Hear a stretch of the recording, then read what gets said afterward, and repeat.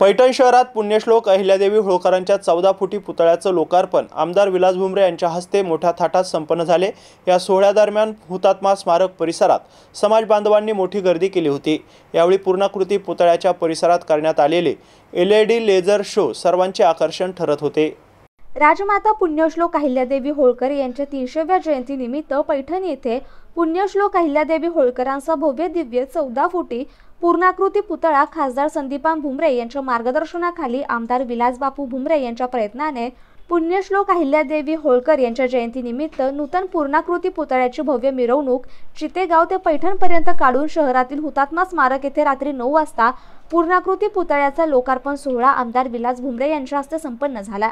यावेळी पूर्णाकृती पुतळ्याच्या परिसरात करण्यात आलेले LED लेझर शो सर्वांचं आकर्षण ठरला।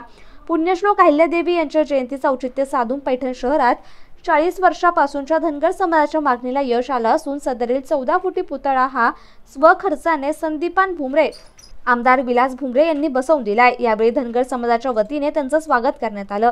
यावेळी तालुका प्रमुख अण्णाभाऊ लबडे, नगरपालिकेचे मुख्य अधिकारी पल्लवी अंभोरे, भाऊसाहेब तरमळे, सोमनाथ परदेशी, बळीराम आवटे, डॉक्टर राम लोंढे, डॉक्टर बाबर भूषण कावसानकर, अजित पगारे, पवन लोहिया, संजय पापडीवाल, जनार्दन मिटकर, किशोर चौधरी, प्रशांत जगदाळे, शेखर शिंदे, गणेश वाघमोडे, विजय सुते सह आदींच्या उपस्थितीत लोकार्पण सोहळा संपन्न झाला। यासाठी आयोजन समितीच्या वतीने अशोक धर्मे, जिजाभाऊ मिसाळ, मिठ्ठू नन्नवरे, राजेंद्र वाघमोडे, बंडू महाराज गाडे, सुनील वीर, लालू वीर, जगदीश वीर, बालाजी नलभे सह शेकडो धनगर समाज बांधव यांची यावेळी उपस्थिती होती।